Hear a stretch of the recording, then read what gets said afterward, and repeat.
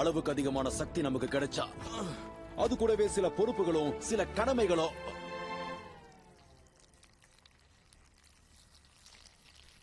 Sorry, அடக்க முடியல. அதான்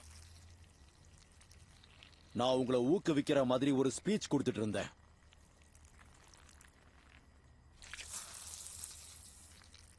பஞ்சு பேசுற கேப்ல 5 லிட்டரா? அட அதை ஏன்பா கேக்குற?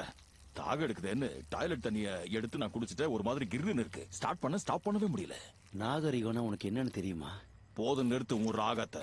நாங்க உன்னை மறுபடியும் சந்திக்க விரும்பல. நில்லுங்க.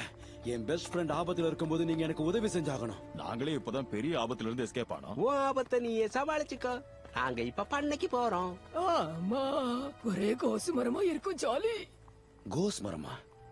அந்த பண்ணையோட பேர் என்ன? அது வடக்கு இருக்கிற பண்ணை. சும்மா ஏதோ அடிச்சு விடுற மாதிரி இருக்கு. அப்படியா? ஏதோ தெரிஞ்ச மாதிரி பேசுற. நானும் ஒரு பண்ணையில